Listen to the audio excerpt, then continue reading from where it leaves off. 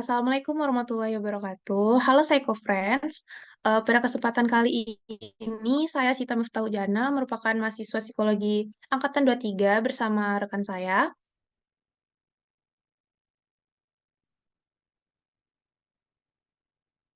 Maaf, mic-nya belum dinyalain.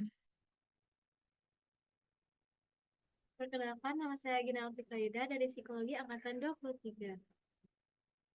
Pada kesempatan kali ini kita akan membahas tentang prospek kerja di lingkup psikologi, yaitu lingkup psikologi klinis. Nah, pada saat ini narasumber kita yaitu Ibu Roro. Selamat malam Ibu Roro. Selamat malam. Baik. Mungkin kita langsung saja. Ibu Roro ini merupakan salah satu psikolog klinis di salah satu rumah sakit yang ada di Padang. Sebelumnya, boleh memperkenalkan diri dulu, Ibu. Oke. Eh, Ya, nama saya Raden Roro Sri Nurhayatini. Saya bekerja di Rumah Sakit Umum Daerah Kota Padang Panjang dan di Rumah Sakit Hermina Kota Padang. Baik. Berarti ini di dua rumah sakit ya, Ibu? Ya,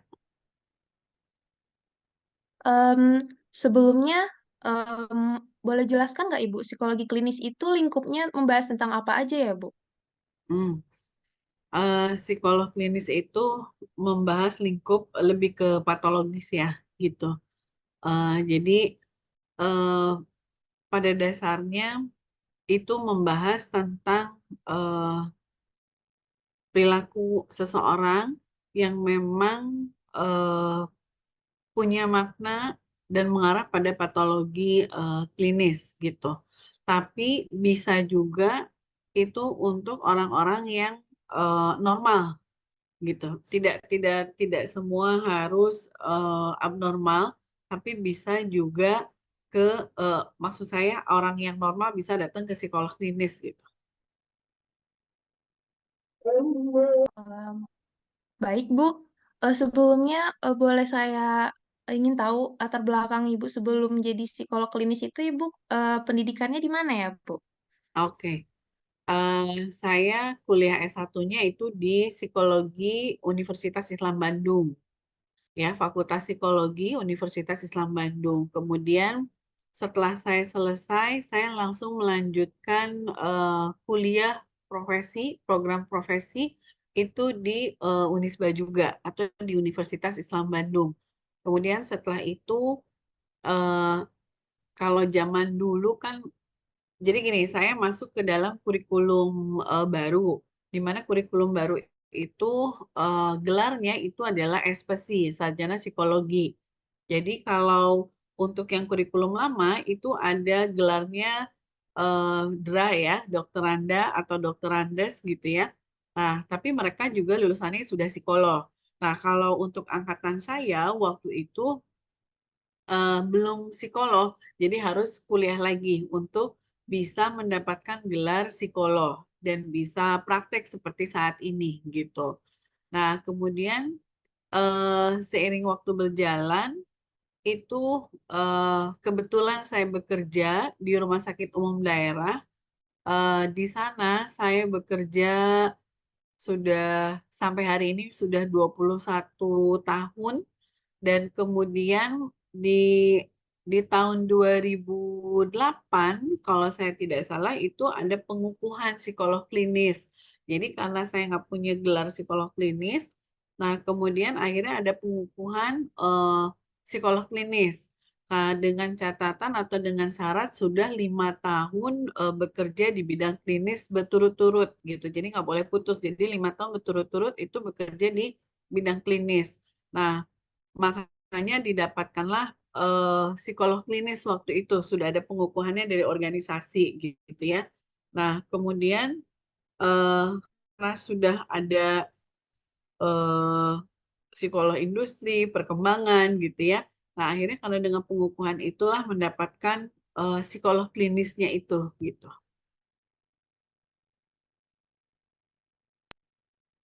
Sebelumnya Bu, kalau boleh tahu kan tadi udah banyak nih, ada macam jenis psikologi Kurang gitu. jelas? Maaf sebelumnya Bu, kan ada banyak jenis Bu. Kenapa Ibu lebih memilih psikologi klinis Bu daripada psikologi yang lain gitu Bu? Ada alasan tertentu gitu atau ada minat tertentu gitu di psikologi klinis Bu? eh Mungkin ini apa ya? Keberuntungan mungkin ya, keberuntungan. eh Kenapa saya bisa ke psikolog klinis itu? Pertama karena pengangkatan pegawai negeri saya itu langsung ditempatkan di rumah sakit gitu. Jadi eh, mau tidak mau saya harus melakukan pekerjaan saya itu sebagai psikolog klinis gitu. Jadi eh, kalau dibilang minat sih enggak juga ya gitu. Tapi karena memang sudah bekerja di rumah sakit waktu itu dan sudah mencukupi tanda petik persyaratan sebagai psikolog klinis, ya akhirnya mau tidak mau saya menggeluti bidang psikolog klinis gitu. Jadi karena sebuah kayak ada nggak keinginan cuma kayak ada kesempatan gitu ya Bu. Ya kurang lebih lah ada kesempatan ya gitu, ada kesempatan dan kemudian mungkin doa orang tua ya. Jadi orang tua berharap bahwa anaknya bisa bekerja di rumah sakit gitu. Jadi akhirnya dikabulkan sama Allah ya. Alhamdulillah memang akhirnya bekerja di rumah sakit sampai hari ini. Terus selama kan udah banyak pengalaman Ibu nih di psikologi klinis nih Bu. Kalau boleh Gina tahu, apa aja tantangan terbesar yang Ibu hadapi selama jadi psikologi klinis ini Bu? eh Tantangannya pasti pasti banyak ya. Banyak maksudnya begini. Dulu kan waktu S1 itu eh, kami S1 itu memang kalau di Bandung itu lebih ke psikodiagnostik ya, yang di apa ya, yang dititik beratkannya gitu. Nah, kemudian waktu profesi itu semua kami belajar. Jadi maksudnya industri, perkembangan, pendidikan, anak dewasa itu semua belajar gitu. Jadi tidak ada kekhususan. Nah, begitu kerja di rumah sakit mau tidak mau harus belajar lagi nih gitu ya. Harus belajar lagi tentang diagnosa-diagnosa, kepribadian lebih detail lagi. Terus kemudian tantangannya kita ketemu pasien tiap hari beda. Nah, otomatis kan kita mesti update terus ya. Mesti update terus tentang eh, apa penyakit yang ada gitu ya. Meningkatkan kompetensi deh. Nah, kurang lebih begitu.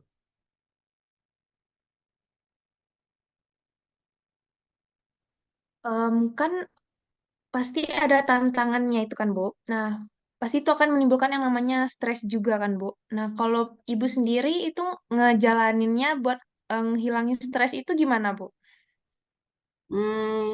Mungkin ini adalah kelebihan kelebihan saya kerja di luar kota ya. Jadi antara Kota Padang sama Kota Padang Panjang itu kan lewat lembah gitu ya, lewat sawah gitu ya. Jadi yang membuat saya untuk mengurangi tingkat stres karena perjalanan saya dari rumah sampai ke rumah sakit itu pemandangan yang begitu luas, begitu indah ya. Nah, eh, dan kemudian selain itu adalah belajar untuk lebih mencintai pekerjaan ini. Nah, dengan seperti itu ya nggak akan ngerasa stres ya. Kalau kalau stres paling karena jumlah pasien yang banyak, misalnya seperti itu ya. Tapi kalau dengan pekerjaan sendiri sebagai psikolog, ya sejauh ini sih dinikmati ya. Alhamdulillah dinikmati. Harus dinikmati Bu, kalau nggak nanti makin stres kan Bu. Jadi gimana mau nolongin pasien ya? Orang psikolognya stres ya. Nah, Jadi psikolognya butuh P3K dulu ya. dilatih dulu ya Bu. Gimana? Dilatih dulu ya Bu, baru bisa menghadapi pasiennya. Ya, Kan ini eh, tempat ibu bekerja ada 2 rumah sakit kan, Bu. Nah, tentu kan harus banyak bagi waktunya. Nah, gimana cara ibu buat bagi waktu yang buat bekerja sama quality time sama keluarganya, Bu? Secara ini juga di luar kota rumah sakitnya, jadi jauh. Jadi kayak pasti butuh waktu yang lebih Mm. banyak buat bekerja gitu, Bu. Kalau kerja di rumah sakit umum daerah itu kan kewajiban saya sebagai PNS ya. Jadi saya pergi pagi, pulang sore atau pulang siang gitu ya. Nah, itu kan masih ada waktu dengan keluarga. Nah, tapi kalau misalnya yang berbagi dengan di Padang, di rumah sakit di swasta di Padang, itu jadi saya dalam seminggu itu 3 kali saya praktek. Jadi dalam 3 kali seminggu itu untuk yang di rumah sakit swastanya itu prakteknya sore dan di hari Sabtu. Jadi sebetulnya waktu untuk keluarga sih masih cukup ya, karena ada hari Minggu dan hari Sabtu juga paling saya cuma setengah hari gitu. Sejauh ini sih masih, alhamdulillah masih aman-aman aja ya.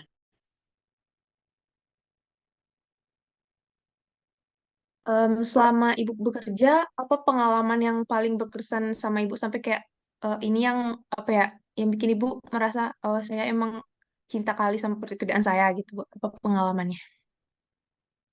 Em, Pengalamannya yang pertama adalah eh, di tempat di kota tempat saya kerja itu semakin hari orang semakin butuh psikolog. Mulai menyadari bahwa iya ya aku perlu ke psikolog nih, mau ngapa-ngapain perlu ke psikolog.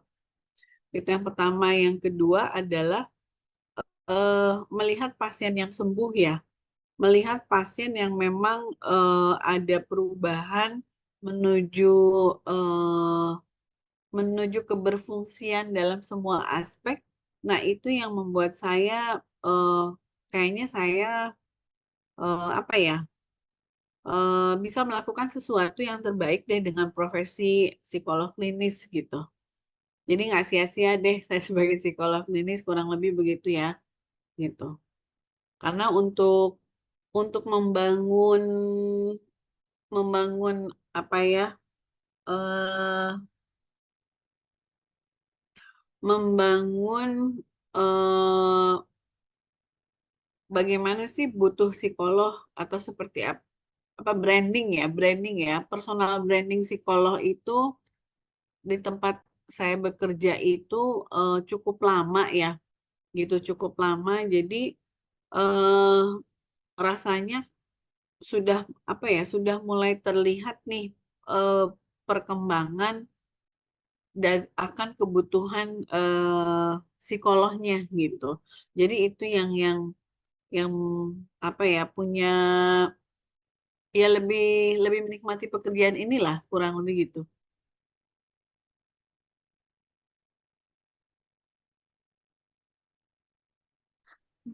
Tadi kan Ibu ada yang jelasin kalau zaman sekarang itu udah kayak perlu banget psikolog nih Bu. Udah kayak udah mulai tertarik gitu dengan psikolog. Apa ada perkembangan terbaru ada apakah ada perkembangan terbaru dalam bidang psikolog klinis gitu Bu, atau apa ada tren baru dengan metode dan atau pendekatan dari psikologi klinis ini Bu? Kalau sejauh yang saya pahami sih masih sama ya gitu. Masih sama, hanya ya ada diagnosa yang salah satu contoh ya. Dulu nggak ada diagnosanya untuk yang eh, eh, orang suka selfie, pasti kan Mbak Sita atau Mbak Gina hobinya selfie ya, gitu ya. Nah, kalau zaman dulu kan mau selfie berapa aja nggak masalah ya. Tapi ternyata sekarang misalnya dalam sehari itu anggaplah sekitar 40 selfie dan selalu mengupload gitu ya. Itu sudah ada indikasi apakah memang diagnosanya ada gangguan nggak gitu. Nah, itu dulu nggak ada, sekarang ada gitu. Itu salah satu contoh gitu. Terus kemudian edik dulu kan ediknya misalnya adiktif ya gitu, nafsa. Sekarang kan ediknya udah ada pornografi, udah ada game online gitu ya. walaupun diagnosanya tetap sama edik ya, hanya spesifiknya gitu, spesifiknya. Nah, itu tapi kalau secara metode itu sih sama-sama, kurang lebih sama lah gitu. Em, Metode terapi apa yang paling sering Ibu gunakan, Bu? Kalau dari metodenya itu ada CBT gitu ya. Yang yang paling sering saya gunakan itu lebih ke CBT.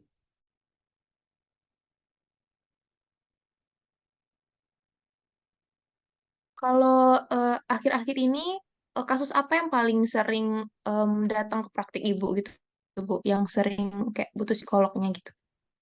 Kalau akhir-akhir ini lebih banyak orang mengalami kecemasan atau untuk anak remaja akhir itu lebih ke depresi ya.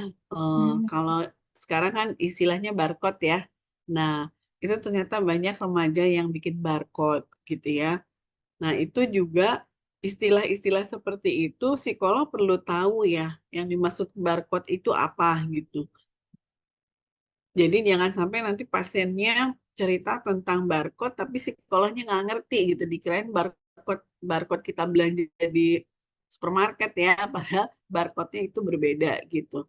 Jadi kita juga sebagai psikolog mesti mengikuti pergaulan atau bahasa yang lagi tren di kalangan saat ini di kalangan remaja gitu. Banyaknya itu sih kecemasan ya, gangguan kecemasan menyeluruh eh, kalau dari klinisnya atau misalnya gangguan kecemasan menyeluruh yang disertai dengan gejala depresi. Tapi kalau dari pendidikan itu lebih pada kesulitan belajar gitu.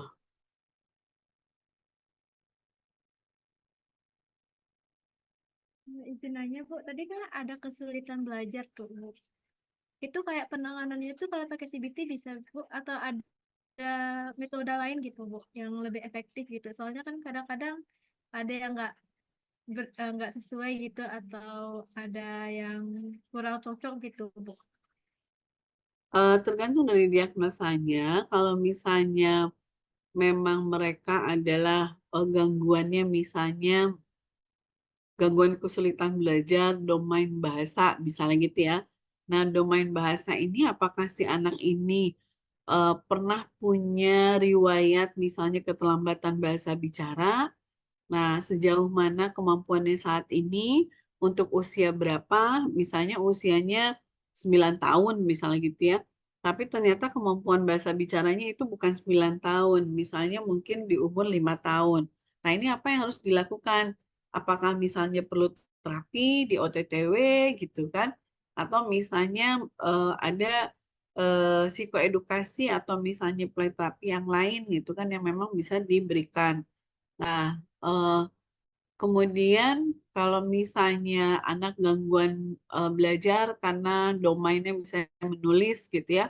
Nah, ada apa dengan motorik halusnya? Nah, itu tetap tuh harus dirunutkan ke belakang bagaimana kemampuan atau perkembangan motorik halusnya apakah sesuai atau tidak dengan usianya.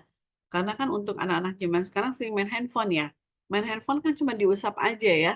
Nah, kalau misalnya diusap aja kan berarti perkembangan motoriknya nggak berkembang ya.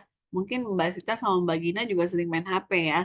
Nah, asal jangan keseringan sehingga akhirnya motorik halusnya nggak berkembang. Akhirnya disuruh nulis, alasannya capek gitu ya, pegel dan lain sebagainya. Nah, ini mesti dilihat dulu gitu. Kalau misalnya seperti itu, apakah indikasi perkembangan motorik harusnya nggak berkembang? Kalau misalnya tidak berkembang, berarti kan perlu diberikan treatment untuk motorik halusnya gitu. Ya, jadi Nah, kalau yang kalau CBT itu misalnya, lebih ke masalah yang patologisnya ya. nah kalau misalnya terapi itu kan em, ada kemungkinan untuk nggak ada kemajuan ya, Bu. Kalau misalnya Mm-mm. pasiennya nggak ada menunjukkan kemajuan itu dari ibunya gimana menanggapinya, Bu? Nah, ini memang sulit ya gitu. Saya pernah eh, punya pasien yang tidak kooperatif gitu. Tidak kooperatif dalam arti begini. datang terus, konsul, kontrol terus, tapi PR yang diberikan itu tidak dikerjakan sama sekali. Kemudian diminta untuk support system datang ke psikolog pun, atau datang untuk apa ya, untuk mengedukasi keluarga itu pun juga nggak, tidak mau orang tuanya didatangkan ke psikolog. Nah, ini kan kita sudah bisa lihat kemungkinan prognosisnya itu adalah negatif ya gitu. Nah, artinya kalau memang sudah seperti ini, apa yang perlu saya lakukan? Kalau sejauh ini yang saya lakukan itu adalah tetap memberikan support ya. Jadi lebih ke support terapinya bahwa manusia itu bisa berubah gitu. Jadi kita hanya memberikan support bahwa kamu bisa berubah. Nah, tentu perubahan ini tidak dengan sendirinya karena memang perlu diberikan treatment, dan kalau memang dibutuhkan itu ada support, family terapi, dan tentu bisa dalam jangka waktu yang cukup panjang ya proses terapinya gitu. Sebelumnya kita ada pertanyaan nih Bu. Kan sekarang akhir-akhir ini apalagi remaja ya, remaja akhir atau mau menuju dewasa awal gitu, suka ngebaca-baca di Google atau di Twitter kayak ini ciri-ciri kecemasan, ciri-ciri anxiety atau sejenisnya gitu, kayak nge-self diagnosis gitu, Bu. Itu sebenarnya bagaimana sih supaya cara mengetahui bahwa kita tuh membutuhkan bantuan gitu ke seorang psikolog gitu, Bu? eh ya, tadi contohnya adalah gangguan kecemasan ya. Kemudian mereka melakukan searching sendiri dan self-diagnose gitu ya. Itu sebetulnya tidak dibenarkan ya. Jadi kalau misalnya kita punya gejala-gejala psikologis, dan kemudian kita mencari tahu, itu bukan bukan berarti kita harus melakukan self diagnose, karena jika kita melakukan self diagnose itu akan membahayakan diri kita sendiri. Jadi pasien saya yang mengalami gangguan kecemasan itu mereka akan semakin tinggi tingkat kecemasannya jika mereka melakukan eh, pencarian di internet sendiri, kemudian akhirnya mereka melakukan diagnosa sendiri karena oh ini kayaknya aku ada nih, ini kayaknya aku ada nih, berarti aku harus mesti gimana gitu ya. Nah, mereka akan semakin tinggi tingkat kecemasannya. Biasanya dalam bentuk perilakunya menjadi takut keluar, gemetar, terus kemudian apa, sensasi tubuhnya itu akan semakin banyak, semakin meningkat gitu ya. Nah, kalau sudah seperti itu, maka akhirnya mereka merasa tidak berdaya untuk melakukan sesuatu. Jadi akhirnya perlu diedukasi dulu. Perlu diedukasi dulu apa yang mereka lakukan itu jadi tidak dibenarkan. Dan kemudian bagi mereka yang mengalami gangguan kecemasan, kalau saya biasanya menganjurkan untuk tidak mencari atau menelusuri lewat internet tentang keluhan-keluhannya. Kalaupun misalnya mereka melakukan penelusuran, pencarian lewat internet, maka mereka diwajibkan untuk konsultasi dengan ahlinya. Jadi boleh dibaca, tapi tetap untuk yang lanjutannya itu adalah mereka melakukan diskusi dengan ahlinya gitu. Itu banyak sekali, terutama bagi mereka yang mengalami kecemasan. Mereka akan selalu mencari tahu tentang penyakitnya itu apa, gitu. Eh, Kalau self diagnose itu kan timbul karena rasa ragu buat cari bantuan psikologis kan, Bu. Karena kayak merasa kayak zaman sekarang kalau udah dibilang masuk apa sih konsul ke psikolog berarti udah ada masalah mental dan sebagainya gitu kan, Bu. Apa saran dari Ibu untuk seseorang yang ragu buat mencari bantuan psikologis padahal dia sebenarnya masih butuh, pasti butuh gitu loh, Bu. Ya, karena kan kalau kita berbicara di sini ya, di wilayah Sumatera Barat, itu mereka kebanyakan stigmanya adalah pergi ke psikolog berarti orang gila. Nah, itu yang perlu kita edukasi ya. Jadi Mbak Sita sama Mbak Gina kan mahasiswa psikologi ya, itu sangat perlu melakukan edukasi terhadap masyarakat awam tentang kapan sih kita butuh psikolog gitu ya. Terus kemudian siapa aja yang bisa ke psikolog. Terus kemudian masalah apa sih yang bisa dibawa ke psikolog. Nah, itu yang perlu diedukasi pada masyarakat awam. Karena di Sumatera Barat itu masih berpikir tentang bahwa kalau konsul ke psikolog itu udah pasti gila. Jadi di tempat saya itu banyak yang mereka apa ya eh bukan menggabung apa ya eh, berusaha untuk kayaknya pas datang ke psikolognya itu jangan nunggu di luar gitu, jangan kelihatan sama orang gitu kalau dia berobat karena dia malu gitu. Nah, ini yang perlu kita edukasi bahwa orang normal dan abnormal itu bisa konsultasi ke psikolog gitu. Masalah ringan, masalah berat itu juga bisa konsultasi dengan psikolog. Nah, ini yang perlu kita edukasikan. Jadi kalau misalnya Mbak Gina sama Mbak Sita memang bisa membuatkan flyer, terus kemudian dikirimkan tentang kapan sih butuh psikolog gitu ya. Terus kemudian kapan sih pergi ke psikolog, masalah yang seperti apa sih? Nah, dengan mensosialisasikan hal seperti ini, maka akhirnya mereka membutuhkan. Tapi seiring dengan waktu berjalan, saya sudah 21 tahun sebagai psikolog, itu masyarakat di Sumatera Barat sudah mulai melek bahwa mereka membutuhkan psikolog. Apapun masalahnya, walaupun itu hanya sekedar, Bu, eh, aku bingung ya Bu, aku masih gimana ya Bu, ini teman aku ada yang begini, terus kuliah aku begini. Nah, hanya seperti itu saja itu bisa dikonsulkan oleh eh, oleh klien terhadap psikolog gitu.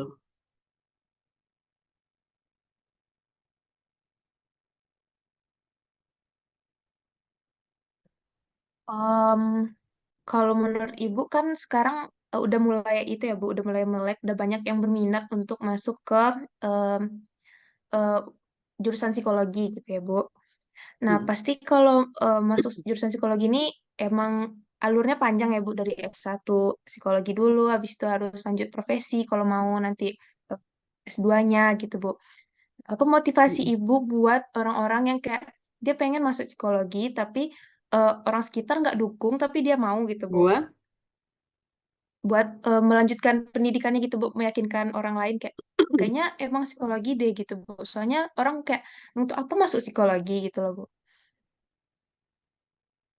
hmm, coba diulang lagi pertanyaannya. Kan orang banyak yang kayak buat apa sih kuliah di psikologi gitu loh. Ujung-ujungnya ntar kerjanya apa gitu-gitu loh Bu. Kayak bisa dibilang kayak nggak terlalu memandang bagus lah Bu. Nah sedangkan dia Hmm. tuh ada keinginan kuat buat masuk psikologi. Emang alurnya tuh panjang gitu Bu. Tapi dia tuh kayak nggak bisa meyakinkan orang-orang sekitar dia tuh kayak psikologi tuh gini loh gitu Bu. Jadi ujungnya dia kayak kelempar ke jurusan lain, mungkin jadinya dia nggak lanjut ke psikologi lagi Bu. Gimana cara Ibu buat memotivasi orang-orang yang awalnya pengen masuk psikologi, tapi akan terus melanjutkan psikologi gitu? Ya. Jadi kalau nggak usah jauh-jauh deh di rumah sakit tempat saya kerja itu eh, ada dokter yang anaknya kuliah di psikologi. Nah, terus tiba-tiba teman-temannya, teman sejawatnya bertanya, ngapain sih anaknya masuk ke psikologi? Mau kerja apa? Katanya gitu ya. Terus kemudian kalau saya mengedukasikannya seperti ini, selagi ada manusia, psikolog bisa bekerja, gitu ya. Karena objek objek psikolog siapa? Manusia. Manusia, Manusia. ya. Jadi eh, selagi ada manusia dimanapun di kota, di desa, di mana aja deh gitu, selagi ada manusia kita bisa bekerja. Kenapa begitu? Karena objek kita adalah manusia, subjek ya, jangan objek, subjek, subjek kita itu adalah manusia. Jadi kalau misalnya ada yang bertanya pada saya, eh, kalau psikolog itu kerjanya ngapain sih gitu ya? Banyak. Mau di perusahaan boleh, mau di rumah sakit bisa, mau di pemerintahan bisa, mau di sekolah bisa, mau di sosial bisa, mau di tentara, di polisi, apa aja itu bisa. Terus jadi apa dong gitu ya? Nah, itu yang perlu kita edukasi.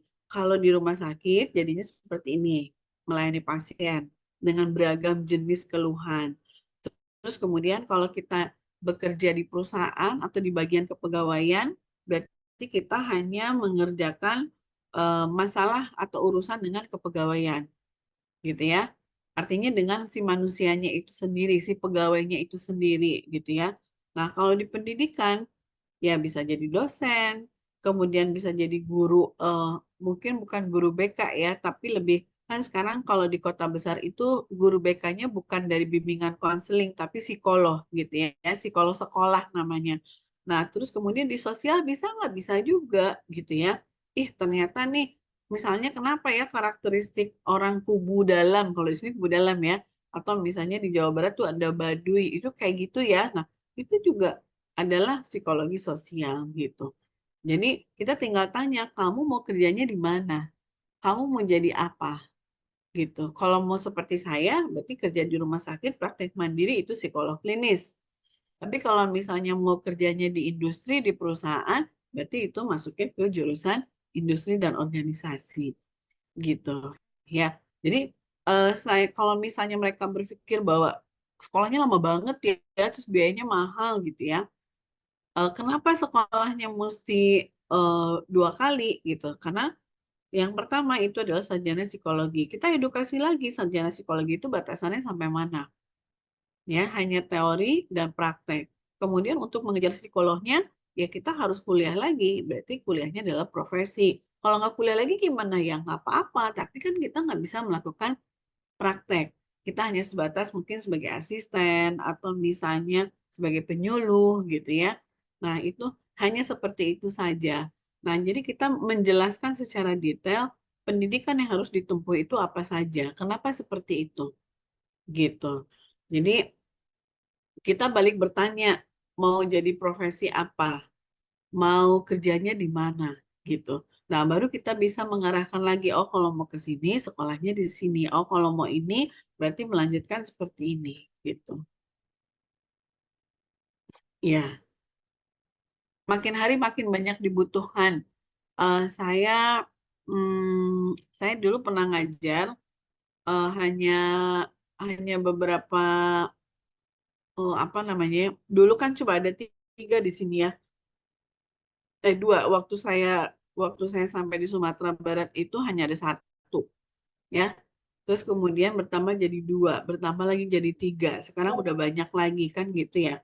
Nah, em, artinya bahwa saya melihat perkembangannya makin banyak orang yang pengen punya profesi sebagai psikolog. Nah, mungkin saya menggarisbawahi karena di Sumatera Barat ini belum ada profesi, jangan pernah kita berpikir bahwa kita bisa bohongin orang.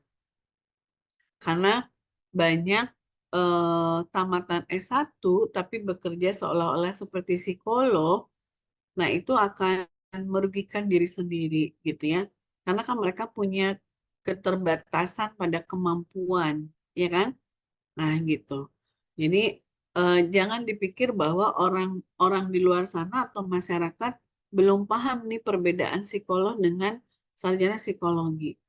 Mereka udah mulai cerdas untuk bisa memahami psikolog itu apa, sarjana psikologi itu apa, gitu. Hmm, Kalau juga boleh tahu, Bu, apa sih tips dari Ibu nih sebagai seorang psikolog klinis ya bagi teman-teman gitu atau mahasiswa yang ingin berkarir di psikologi klinis, Bu? Pertama, kita bekerja di psikolog klinis itu tidak bisa money oriented, pengen duitnya banyak gitu ya. Itu enggak. Kenapa? Karena lapisan masyarakatnya tidak melulu orang kaya yang datang ke psikolog klinis. Tapi banyak yang ekonomi menengah ke bawah yang justru datang ke psikolog klinis gitu ya. Jadi kita tidak bisa berpikir bahwa aku mau cari duit jadi psikolog klinis, maksudnya pengen kaya ya, tapi lebih ke sosialnya. Kenapa? Karena yang mau kita hadapi adalah orang-orang yang memang punya masalah secara psikologis. Nah, mereka itu lebih ke aku pengen sembuh gitu ya. Nah, itu butuh bantuannya bisa cukup panjang Jadi kita harus sabar, empati kita harus jalan, kita harus bisa memilah antara apa emosi kita di luar dengan menghadapi pasien itu nggak boleh campur aduk gitu ya. Terus kemudian untuk jadi psikolog klinis itu sangat perlu eh, kemampuan menyimak dan mendengarkan yang baik. Karena saya pernah punya pengalaman cuma dengerin pasien cerita aja sampai 3 jam gitu. Jadi cuma dengerin aja itu sampai 3 jam. Nah, jadi kita memang harus sabar ya, sabar dalam arti secara profesi ya. Kita harus sabar, mendengarkan, menyimak. Menyimak itu tidak hanya dengan mata dan telinga ya, harus saling berkoordinasi semuanya gitu ya. Dan kemudian di dalam psikologi klinis itu kita nggak boleh pilih-pilih pasien. Jadi misalnya aku nggak mau deh pasien yang homo dan lesbi gitu ya. Aku nggak mau deh pasien yang skizo misalnya gitu. Itu kita nggak bisa gitu. Karena kalau yang namanya pasien psikolog klinis, ya mereka yang punya keluhan secara klinis itu pasti akan datang ke psikolog. Dan kita nggak bisa, aduh maaf Pak, saya nggak terima pasien yang homo deh gitu. Atau misalnya, maaf Pak, kayaknya saya nggak terima skizo gitu, itu nggak boleh. Jadi kalau kita memang akan berkarir di klinis, ya pasien apa aja kita harus terima, nggak boleh pilih-pilih gitu. Tapi artinya kita bisa buatkan strategi, bukan menolak pasien. Misalnya datang di awal pertemuan, kita melayani, terus kemudian setelah itu kita merasa bahwa kayaknya ini nggak bisa nih gitu. Nggak bisanya itu memang karena ketidakmampuan atau ketidakmauan, sehingga kita harus merujuk pasien ke TS, ke teman sejawat. Ya kita bisa sampaikan bahwa oh mungkin Pak, kompetensi saya di sini kurang, tapi ada teman saya mungkin yang memang kompetensinya jauh lebih baik daripada saya, sehingga saya rujuk Bapak pada teman sejawat saya. Nah, itu cara kita merujuk pasien. Jadi kita nggak langsung yang menolak, aduh Pak, nggak, Pak, saya nggak bisa, nggak. Tapi bagaimana cara kita untuk eh, mengatakan bahwa mungkin saya nggak mampu gitu, karena keterbatasan kemampuan saya. Tapi kita rujuk ke bagian yang lain gitu. Baik Bu, mungkin untuk pertanyaan penutup, em, apa tips yang ingin Ibu berikan kepada orang-orang yang mungkin em, gimana ya, untuk menjaga kesehatan mentalnya lah Bu dalam kehidupan sehari-hari gitu. Hmm. Yang pertama adalah berpikir positif tentang diri dan lingkungan. Bahwa kita punya kemampuan yang memang bisa kita kembangkan, sehingga kita bisa menghargai diri dan memunculkan konsep diri yang positif. Dengan demikian, maka keberfungsian akan baik, pikiran, perasaan, perbuatan. Terus kemudian sebisanya kita untuk melakukan olahraga, eh, ya nggak perlu olahraga yang mahal ya, tapi olahraga di mana tubuh ini bergerak, sehingga dengan tubuh bergerak maka udara yang masuk akan lebih baik, lebih segar, dan pikiran kita juga akan lebih positif. Terus kemudian kita perlu atau apa ya, perlu menjalin hubungan dengan orang lain, atau apa istilahnya jejaring ya. Kita perlu jejaring dengan orang lain. Nah, eh, hal-hal sederhana yang seperti ini yang memang perlu dilakukan agar mental kita lebih sehat. Terus kemudian biasakan diri kita untuk bisa eh, asertif dalam komunikasi, dan kemudian belajar untuk menyelesaikan persoalan.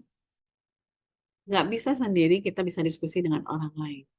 Ya, saya rasa itu yang bisa menjaga pikiran, perasaan, perasaan dan perbuatan kita biar tetap sehat secara psikologis. Oke, Baik, Bu. Sangat banyak manfaat yang bisa kita dapatkan ya, insight-insight baru dari Bu Roro. Terima kasih juga untuk waktunya, Ibu. Kurang lebih ada 40 menit sama-sama. ya, Bu, kita berbincang-bincang. Banyak em, ilmu-ilmu baru yang saya dapatkan. Begitu juga dengan Gina. Mungkin em, sekian dari kami, Bu. Kalau ada salah kata atau kalimat atau kata-kata yang kurang berkenan, saya mohon maaf ya, Bu. Mungkin sekian Sama-sama. dari saya. Terima kasih banyak ya, Bu Roro. Assalamualaikum warahmatullahi Sama-sama. wabarakatuh, Bu. Waalaikumsalam warahmatullahi wabarakatuh. Mungkin